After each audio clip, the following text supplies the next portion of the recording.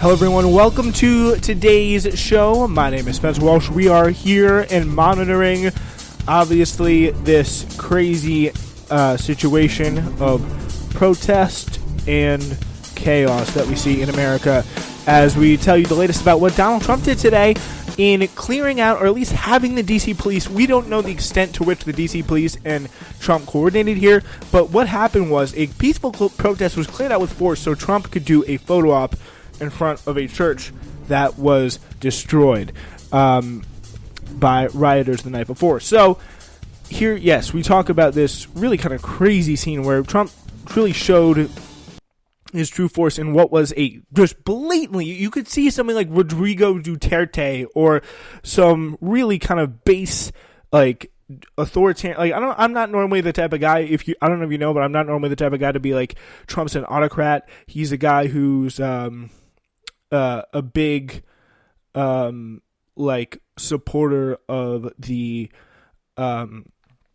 he's a big supporter of the autocrats, and like he's a guy like who's exactly like Putin. Like I don't see him as a guy who, I'm not the type of guy, if you've ever listened to the show you would know, I'm not the type of guy to make like just quick comparisons to Trump and like a bunch of these autocrats, like, oh, he likes Kim Jong-un, but this is a blatantly autocratic move. Forcefully stifling protest, forcefully stifling dissent.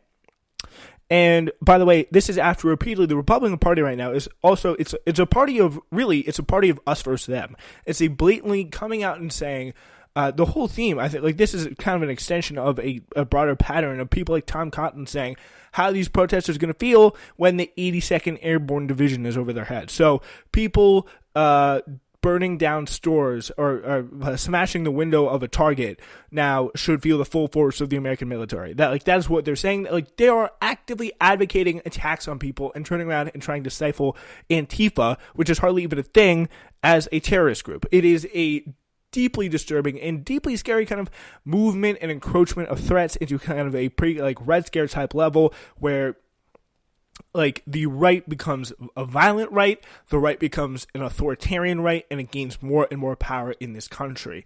And I think that becomes like even more of a kind of convincing case. Like, even if you have Joe Biden, like, he's not going to be, that's not his style. He's not a authoritarian right wing personality.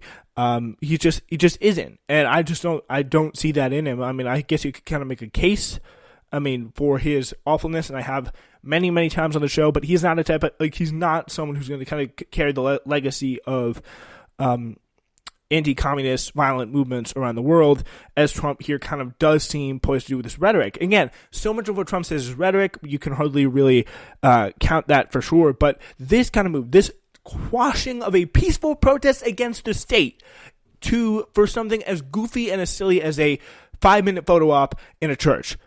Like, that shows you exactly what the Trump administration is and how they're going to operate and how they're going to handle the situation. Like, this is incredibly crazy and disturbing stuff. So, speaking in the Rose Garden as protesters and law enforcement held a tense standoff outside, Trump said he planned for a police and law enforcement presence to dominate the streets. That is what he wants. Like, this is what he's saying. This is a direct appeal to the people who, like, as really anyone with any kind of studying of history could see, like, this is what they're going for. This would kick in at some point, sooner or later. The basic sense of white fear that we have seen time and time again. It led to really the formation of slavery in a large degree. It led to the really roots of racism. It led to, for example, the burning down of a successful black town, Tulsa, Oklahoma, Black Wall Street, that we have heard talked about in recent days, like, and it also led to the looting and pillaging of black communities by white corporate interests and white policies and racist policies designed to keep African American people down. So that is like, if you want to talk about what we have here, this is a continuation in a long degree of that policy, and it's really producing some absolutely insane moments.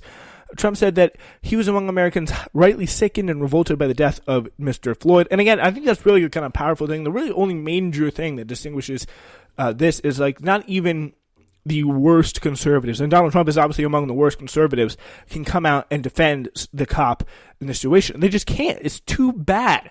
And it's not like he's using any kind of sympathy. he is there to perpetuate a series of right-wing state violence. This is what we are seeing. It's happening time and time again. The same way we saw these like violent right-wing coups all across the country, all across the world, and really aided by the U.S. For example, like we have,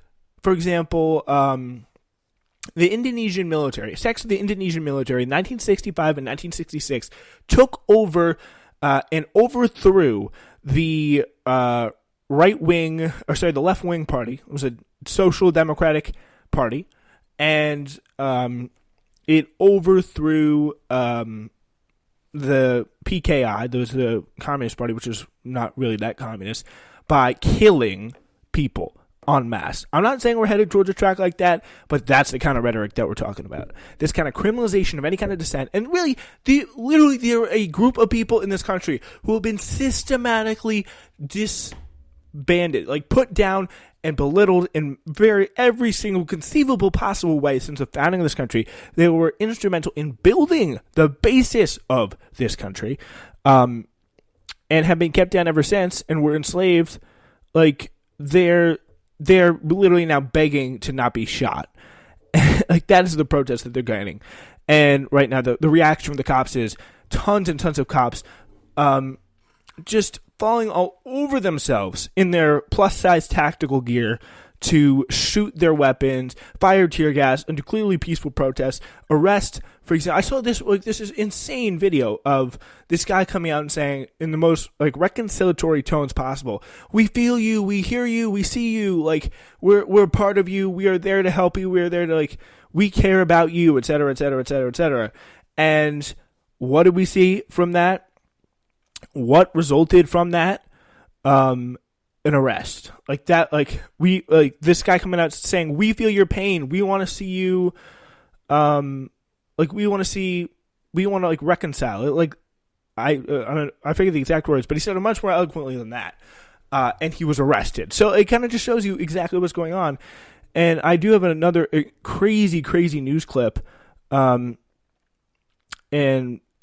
two crazy news clips. And this is a situation that we will be updating you on in a Los Angeles Fox 11 local Fox News report, where some looters come in and try and loot a black-owned store, and the police are driving by. A reporter is live on the scene. She flags down the police, and this is kind of how that plays out.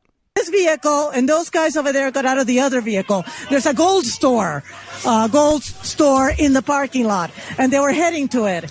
And these guys came out and they said, "No, you're not." Wow. And he is with us. They're having a standoff here. Oh my God. Arguing about why they're not being allowed to break into the place. Here comes the cops. They're trying to flag them down. We're trying to flag down the cops. Oh.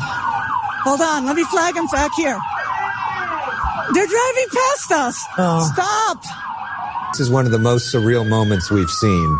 What is underway the cops right now eventually in get Van out Nuys. and begin to Here calm. come the police officers to help these community members. The guys on the other side are in cars. All right, here they come. The guys here are trying to stop over there from looting in the cars. All right, now they're telling them, no, they're fine. They're good. Oh, gosh. Oh, gosh. No. Whoa. So what they're doing is the police officers are going to the people who are in front of the store who are clearly the store owners. Sir, they're okay, sir. They're the store owners. They were protecting the looters, sir. And they're putting them now in handcuffs. They're protecting the store. These people trying to protect the store. Please.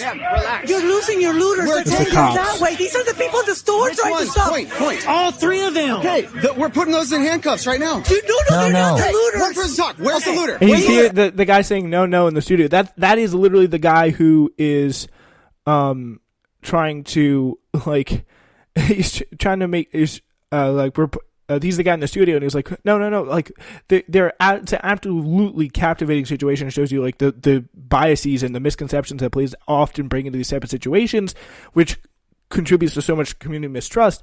And then we have videos like this. This is a Los Angeles Chief of Police Michael Moore. So what that tells me is that two things. We didn't have protests last night. We had criminal acts. We didn't have people mourning the death of this man, George Floyd. We had people capitalizing. His death is on their hands as much as it is those officers. And that is a strong statement. But I must say that this civil unrest that we're in the midst of, we must turn a corner from people who are involved in violence, people who are involved in preying upon. Yeah, so pretty much saying the death of George Floyd is as much on the hands of the protesters and looters as it is the people who actually killed him. The people who are protesting the death are as much to blame for the death as the people who actually perpetrated the crime. So that is the kind of logic that we're getting from the police department. There's no hint. There is no hint of self-reflection. There's no iota of, oh, let's move in the right direction. There could be a possible idea that there's something maybe wrong with the culture of the police department, the fact that this keeps happening. No, there's no refusal. So there is a refusal. There is a blatant and absolute refusal to ever try and move in the right direction. There just is. And you can see that it's coming very, like, that's the culture. And it's even in, like, the supposedly liberal cities like Los Angeles. You see it time and time again. And that is a very, very crazy situation. So we're right now in New York City, for the first time since World War II, is under an 11 p.m. curfew. That's about to be enforced in 12 minutes. So it's a very, very crazy situation. Just after Trump concluded his speech, military police from the National Guard, clad in camouflage and riot shields, surged in front of a line of law enforcement officers pushing protests back from the mouth of Lafayette Square, which is the park outside the White House today.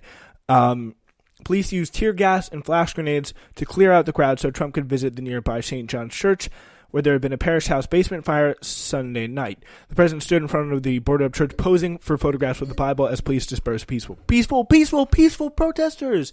This is what they're doing. They're literally creating a path of tear gas so the president can come for a photo op. Like, that is what's going on. You have to understand how this is for every single incident of the police coming out and saying these nice words. Like, for example, what we saw in Flint, for what we saw in Camden. And by the way, I could get to those next about what those really are in a second. But you have so many more incidents of this, whether it's in New York, whether it's in Atlanta, these instances of police firing and using tear gas and do flashbangs, rubber bullets on reporters, on peaceful protesters, and that does not do anything. It just proves the protesters' point. And really what it is, a lot of the nice stuff that we see, kneeling people, I have 3 examples tonight for you of times where a kind of trend has been arising. So you have people really kind of I'll